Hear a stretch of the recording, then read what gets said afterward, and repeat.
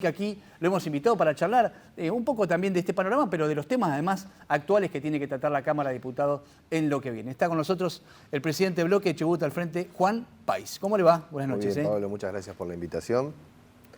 Contento de estar aquí esta noche. Bueno, hice esta previa porque hay que reconocer eso, ¿no? Fue un año, imagino, estresante el que pasó.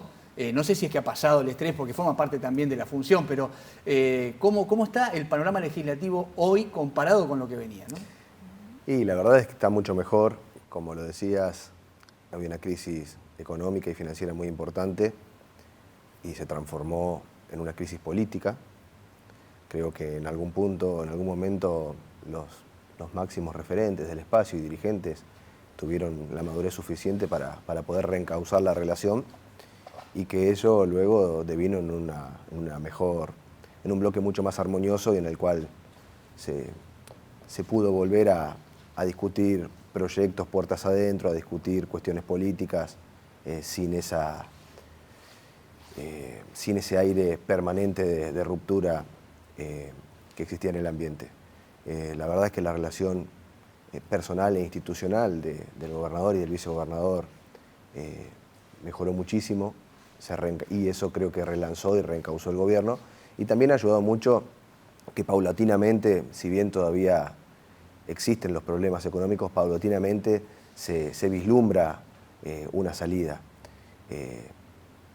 Puede haber gente disconforme, pero si miramos el año pasado, el mundo se llevó puesta la economía de la mayoría de los países. El PBI de Argentina cayó 9 puntos, el Producto Bruto Geográfico de Chubut 14 puntos. Hubo meses en los que la diferencia entre los ingresos y lo que se necesitaba para pagar salarios era alrededor de 2.000 millones de pesos. Realmente la situación fue muy angustiante. Y hoy vemos que el gobierno encontró certeza en la fecha de pago de los salarios, de a poco se va poniendo al día. Cuando culminemos el año, la administración va a haber pagado aproximadamente 16 masas salariales. Es decir, el camino es paulatino, pero de salida de una crisis que ha sido muy dura, de las más importantes que ha tenido la provincia en términos económicos. El endeudamiento y el perfil de la deuda de Chubut era insostenible. El gobernador lo había advertido en el 2018. Entiendo yo que por cuestiones políticas no se accedió a reperfilar la deuda en un momento que era muy interesante para hacerlo, porque el riesgo país era bajo, porque Argentina todavía no había entrado en default. Y bueno, tocó hacerlo en el 2020, más complicado, con un escenario mundial de crisis, con un gobierno, con un país en que a fines del gobierno de Macri ya había entrado en default, y la verdad que el escenario era mucho más complejo y difícil. Pero esa renegociación de deuda, sumada a otras medidas, va haciendo que de a poco se puede ir saliendo de esta crisis económica que tanto nos ha atravesado a los chubutenses y que tanto se ha sentido en la calle también. Me imagino el desafío además de mantener la cohesión de ese bloque en un primer momento, porque son a veces alianzas electorales de diferentes caciques, digamos, diferentes líderes de distintos puntos de la provincia que para ganar una elección se logró trabajar en conjunto, pero después hay que avanzar en la gestión y hay que gobernar. Y alguien me decía, mira, el trabajo del presidente de bloque en este momento, más que de legislar, casi de psicólogo, de tener que llamar uno por uno a los diputados, de bajar los ánimos, de que no se enojen. ¿Fue un poco así todo el año pasado? La verdad es que los diputados del bloque son buena gente. Uno intenta siempre que nunca se llegue, que ninguna discusión traspase a límites personales. Y mientras eso no suceda, siempre hay posibilidad de hablar y de discutir y de ponernos de acuerdo en términos políticos y si no, de disentir. Creo que la barrera siempre es esto, es la cuestión personal, que hay límites que no deben pasarse. Y bueno, y después cada uno decide en el espacio en el que está. Nadie está obligado. Yo entiendo que cuando uno integra una lista asume un compromiso, en las buenas y en las malas. El compromiso nuestro y el mío en mi caso era sostener las políticas del gobierno, ayudar al gobierno a que esté encauzado, en las malas, porque realmente tocaron muy malas, y también uno aparte, como diputado, tiene otras cuestiones. Uno tiene que bregar por sostener la agenda del gobierno, pero al mismo tiempo por intentar mejorar cuestiones de calidad institucional y temas legislativos que son transversales a todos y a todos los espacios políticos, y que no tienen tanto que ver con la agenda común, que con la agenda del gobierno, que a veces un poco tapa todas estas otras cuestiones en las cuales los diputados pueden interactuar independientemente de lo que lo que es la tensión diaria que va generando la gestión. Ha sido un ejercicio novedoso, entiendo, para todos. Son muy pocos los diputados que habían repetido, pero estoy satisfecho en cómo ha quedado conformado el bloque, en los diferentes actores, en los mecanismos que hemos encontrado para comunicarnos y sobre todo en la madurez que han demostrado luego de algunas peleas que no le hacían nada bien a la gestión, al gobierno y a los chubutenses, en la madurez que han encontrado en su relación diferentes actores políticos de mucho peso en la provincia. Los temas claves que han tratado a lo largo de este tiempo, si repaso, tienen que ver con justamente 3 endeudamientos con el Fondo Fiduciario, que eran urgentes para el gobierno para acomodar los números, y justamente recién hacía alusión al reperfinamiento de deuda. ¿Se viene ahora otro trabajo en ese sentido? Es decir, seguramente, me imagino yo, estará en contacto con la gente del Ejecutivo para refinanciar la otra parte que queda, la deuda con Nación, como para terminar de oxigenar las cuentas. Sí, se han tomado, ha habido emisión de letras, tomadas por ANSES, diferentes préstamos del Fondo Fiduciario que se están pagando, pero todos con un perfil muy corto. Y las conversaciones con el Gobierno Nacional, del Gobierno Provincial, y la idea que tienen es generar un perfil de deuda, de este tipo de deuda más largo, que haga mucho más, que la haga mucho más sustentable y que permita oxigenar las cuentas públicas de modo tal que se pueda hacer frente a otro tipo de obligaciones e inversiones sin desatender, y pagar los salarios sin desatender ninguna cuestión importante. Creo que ahí hay coordinación entre el gobierno provincial y el gobierno nacional, y bueno, sí es uno de los temas que se va a venir para discutir, porque la deuda parte de este fondo fiduciario había sido tomado a 12 meses, otro a 36 meses. Seguramente se va a intentar prolongar en el tiempo. Pero hablando de deuda, también acá hay cuestiones para aclarar, porque se ha generado una suerte de relato que yo entiendo que es capcioso respecto de la costumbre del gobierno provincial de financiar su déficit con deuda. Y la verdad que el gobierno provincial ha sido el gobierno democrático que más ha pagado deuda. Desde que asumió Arcioni en el 2017, el stock de deuda de la provincia se redujo en 478 millones de dólares aproximadamente.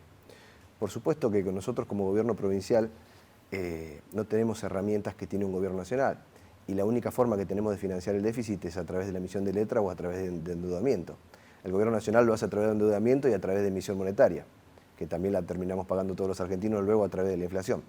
Pero la verdad es que es valorable y hay que tratar de continuar con esta línea.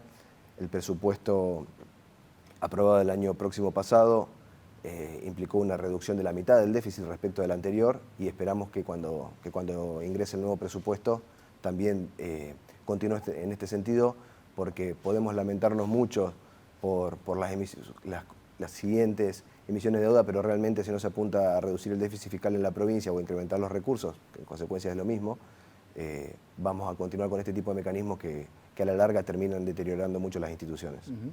Bueno, estaba pensando que con esta atomización que se da, que no es nueva, no es que sea esta Cámara nomás, ya ha pasado en anteriores, en las últimas 2 o 3 legislaturas ha pasado que hay como una explosión de bloques, mini bloques, pero cada vez cuesta más llegar a un acuerdo. Una cosa es sentarse con 2 presidentes de bloque más que manejan un número importante y entre pocos tratar de llegar a un acuerdo, y otra cosa es tener que sentarse con cada uno de manera individual. Por eso recuerdo que hubo leyes para llegar a 14 votos, costaron horrores, y más desafío todavía, y me quiero meter en este tema, es acuerdos que requieren mayoría especial, como el caso del Superior Tribunal de Justicia. Ahora van a volver a ingresar los pliegos, y es todo un desafío, ¿no? Porque 18 votos en este contexto de la legislatura, yo lo veo difícil. Bueno, un trabajo que le tocará, no es solamente suyo, es del gobierno también, pero ¿cómo se prepara para eso, ¿no? Es difícil, pero es obligación intentarlo.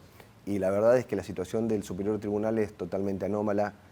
Está funcionando con menos del mínimo de los ministros, porque por nuestra Constitución provincial no puede haber menos de 3 ministros en el Superior Tribunal. Entonces la política está obligada a resolverlo con madurez. Hubo una discusión acerca del procedimiento, se cumplió con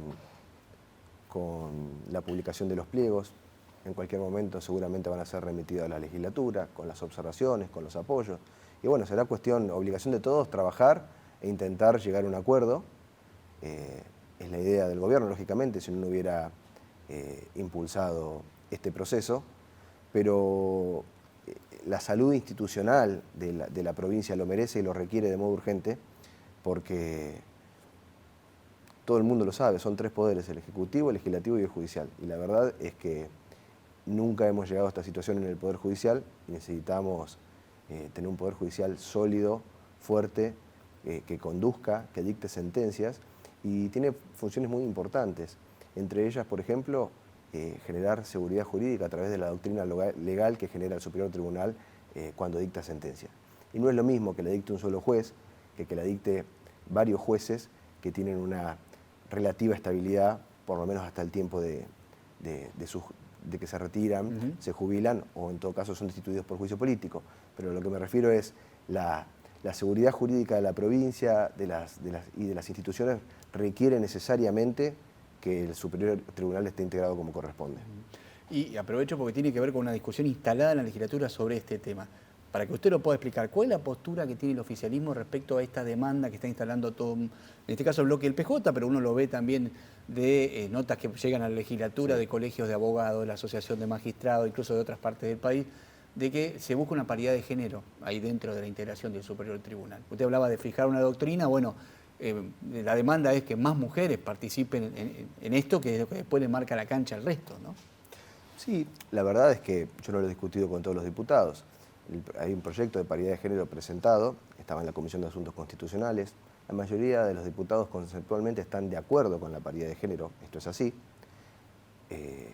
Lo que se trató en la legislatura no fue el proyecto de ley, sino la posibilidad de que sea tratado sobre tablas y no admitían determinadas modificaciones.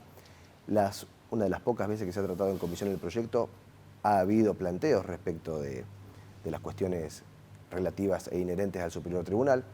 Hay un proyecto de Juntos por el Cambio de reducir el Superior Tribunal, con lo cual eso, si se va a tratar, debe tratarse conjuntamente. Yo personalmente he planteado que estoy de acuerdo, pero que quiero paridad en todos los cargos jerárquicos de la justicia, de secretario de juzgado para arriba y en todos los juzgados. O sea, porque quiero hablar de paridad de verdad, en todos los estamentos de la justicia, como la hay en el Poder Legislativo, bueno, la quiero en la Secretaría de los Juzgados, la quiero en los juzgados de primera instancia, en las cámaras y también en el Superior Tribunal de Justicia. No han sido receptivos de estos planteos, entonces nunca hemos alcanzado un acuerdo, porque la política también es acuerdo. Uno puede intentar generar un efecto haciendo estos planteos sobre tablas, sabiendo que puede salir o no puede salir, pero la verdad es que existieron discusiones en el seno de la comisión y los acuerdos no fueron alcanzados por este tipo de cuestiones. Yo entiendo que cuando se habla de paridad es momento de hablar de paridad en toda la justicia y el momento justamente cuando se discute la paridad del Superior Tribunal. Pero también había otro bloque que planteaba que era momento para reducir la cantidad de miembros del Superior Tribunal, para que sean solamente 3 y para eliminar las 2 salas y que quede una sola sala. Entonces, esa discusión sobre cómo se va a conformar el Superior Tribunal y sobre cómo va a ser el funcionamiento de la justicia debe ser integral. Sí, y lo complicado es que se cambiarían las reglas de juego en el medio del debate de ingreso de pliego, digamos, también, ¿no? Por supuesto, exactamente, porque aparte la exigencia y la voluntad de que sea tratado sobre tabla fue una vez iniciado el proceso y ya postulados y siendo públicos quiénes eran los candidatos a integrar el Superior Tribunal. Sé que usted trabaja especialmente en alguna serie de temas que lo preocupan y uno tiene que ver con los juicios contra el Estado, es decir, sí, amparos, ciertos procedimientos, ha habido muchos en materia salarial, que son los que por ahí el público más puede conocer, es decir, que hay un planteo individual que se resuelve muy rápidamente, van a algún juzgado y enseguida se traba una cautelar contra el Estado. ¿Usted está trabajando para tratar de modificar eso? Sí, yo he presentado personalmente proyectos, uno de medidas cautelares contra el Estado, donde se reglamenta, no se restringe en modo alguno el derecho del ciudadano que litiga contra el Estado, pero sí se le permite al Estado la posibilidad de escucharlo, previamente, antes de que se dicte una medida cautelar. Porque muchas veces, a diferencia de lo que pasa en un litigio particular, cuando un juez falla sin escuchar al Estado y otorga una medida cautelar, a veces perjudica mucho más derechos de otros ciudadanos que también dependen del auxilio del Estado. Esto no es nada novedoso. Un ejemplo sería que, por ejemplo, compromete las cuentas del resto de la provincia, sí, y le puede comprometer el pago del sueldo. O que un hospital tenga programado una cirugía para una persona determinada en tal fecha con el quirófano y que un amparo, sin haber escuchado al Estado provincial, le ordene que la cirugía se la haga a otra persona cuando no esté el equipo médico preparado y que se tengan que desviar esos recursos. A veces hace falta simplemente escuchar para ordenar y para dictar una medida justa. porque el Estado no es un ciudadano particular, no es un ciudadano común, no hay una igualdad y el Estado debe atendernos a todos. Esto funciona a nivel nacional desde el año 2012, los primeros proyectos, 2013, los primeros proyectos fueron en el 2009, no fueron sancionados, luego en el 2013 se sanciona una ley nacional de medidas cautelares contra el Estado. Tendría que haber una instancia previa. Y rige pacíficamente y nadie la ha declarado inconstitucional y nadie se ha quejado por el tema, pese a los temores que había inicialmente. Y la verdad es que funciona bien. Lo único que se intenta es que no exista una discrecionalidad tal que termine afectando derechos de terceros. Entonces, un traslado mínimo al Estado de 5 días previo al dictado de la medida cautelar puede evitar una situación sumamente injusta. Es básicamente eso. Y después he trabajado en otros temas relacionados con el Persaltum también. Sí, el restablecimiento del recurso ordinario de municipios, de entes descentralizados ante el Superior Tribunal y también reglamentar en nuestra provincia el Persaltum, que es un instituto de creación pretoriana en el ámbito nacional, pero que luego tuvo una recepción legislativa a través en el año 2012, y que bueno, pretendo que se implemente en la provincia del Chubut. También es una herramienta, creo que es muy importante en casos de suma urgencia para que se pida definitivamente el Superior Tribunal en algunos temas y deje zanjadas determinadas cuestiones que si no se resuelven pueden ocasionar mucho daño a los intereses de los chubutenses. Bien. Bueno, temas en agenda inmediata, estos son algunos, ¿no? Hablamos de refinanciamiento ahora de deudas con Nación, estos temas que tienen que ver con el Poder Judicial, que quizás no sean los de mayor repercusión popular, pero que hacen al funcionamiento del Estado. Tengo entendido que mañana hay reuniones de comisión, estaría por sacarse dictamen de la nueva ley de turismo. Sí, en principio hay un acuerdo para emitir un dictamen mañana, fue una ley que se ha trabajado mucho, tengo que reconocer el trabajo del Ministerio, el trabajo de la Comisión de Turismo, de la diputada Seña Gabella, de la Comisión de Presupuesto y Hacienda, la diputada Belén Bascop también interactuando, la apertura que ha tenido todo el sector, las cámaras de turismo, todos los sectores. Creo que ha sido un ejemplo de cómo debe trabajarse una ley que en definitiva está fijando una política de Estado en un tema tan importante para los chubutenses y en el que Chubut tiene tanto potencial, porque el potencial es inextinguible en este tema. Cada vez se puede crecer más y en definitiva las herramientas que se crean a través de esta ley, que seguramente va a ser sancionada mañana, son algo nueva agencia. Sí, se crea una agencia de promoción para otorgar mayor agilidad a determinadas cuestiones.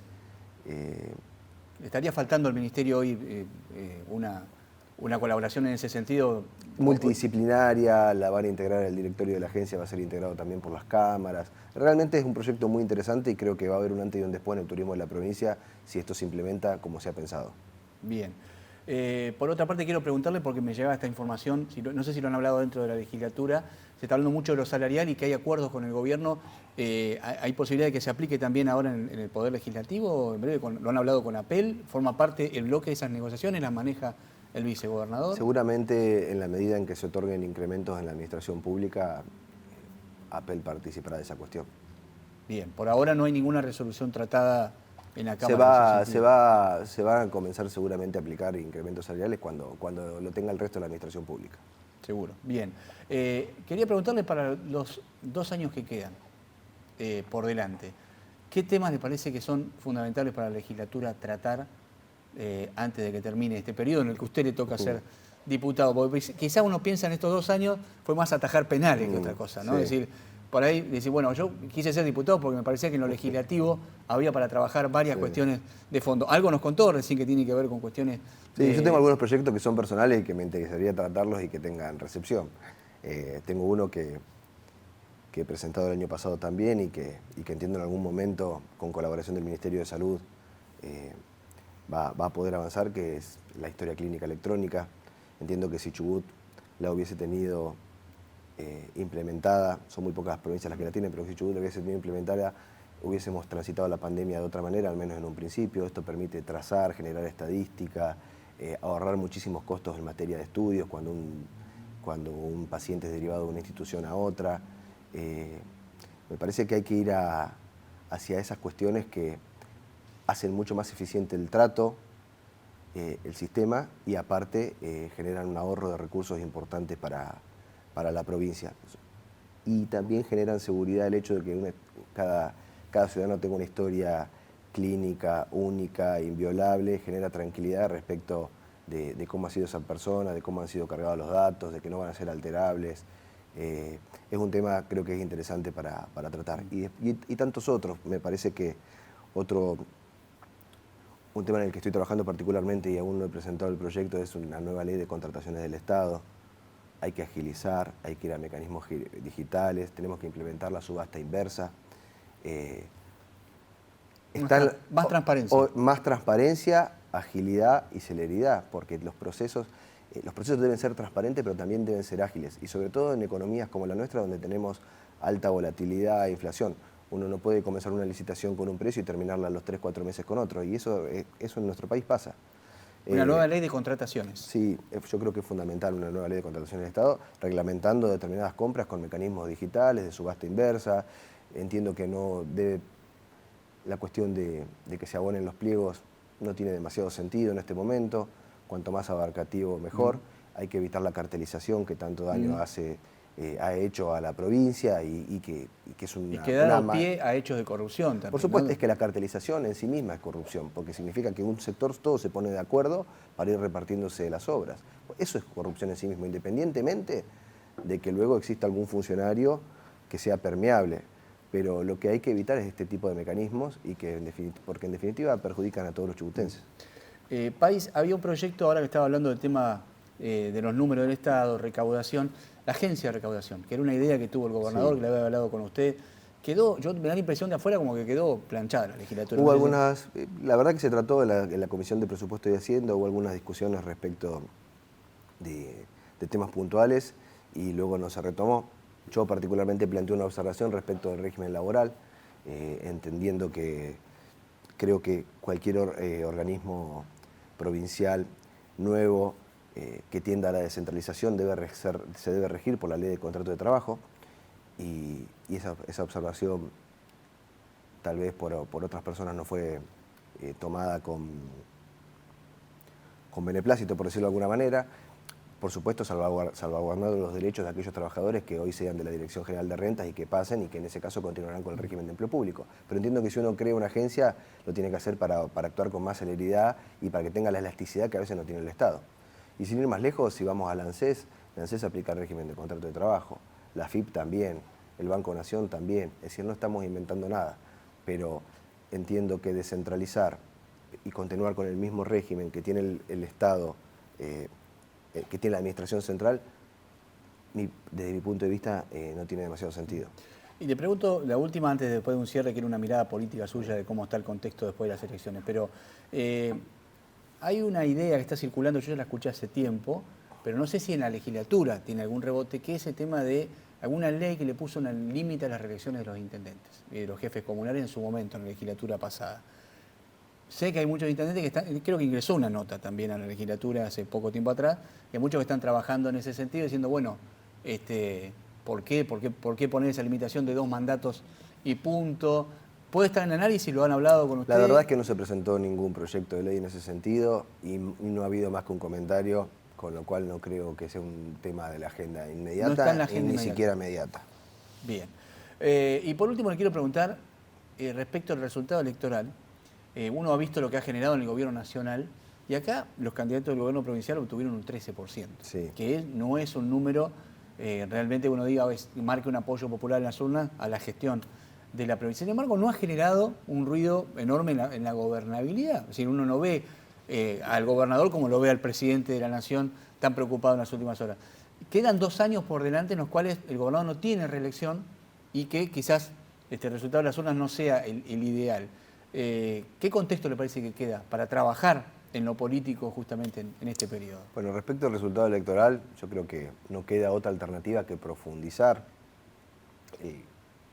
y hacer una campaña obviamente diferente para mejorar la performance. Yo entiendo que el mensaje es positivo que plantea el espacio, que es primero los intereses de Chubut y que queremos tener representantes en el Congreso que tengan una mirada provincial, independientemente que los diputados sean diputados de la Nación y que los senadores sean senadores representantes de las provincias, queremos que se profundice una mirada provincial. Y creo que hay que replicar ese mensaje para ver si es receptado por el electorado, porque creemos que es una opción sumamente válida y que podría llegar a tener alguna recepción por parte del electorado. El gobierno no tiene otro camino que continuar desandando la crisis económica que le tocó. Yo estoy convencido de que la provincia va a salir adelante, de que el 2022 va a ser un año muchísimo mejor que este que estamos transitando. Y finalmente estoy también convencido de que el gobierno y el gobernador Scioli en particular se van a ir, va a culminar la gestión habiendo ordenado las cuentas de la provincia. Juan y País, como se lo conoce, ¿no? Habitualmente. Juan Horacio País, Sí. ¿no? No Juan Ignacio. Gracias por haber venido, muy amable. Muchas gracias a vos.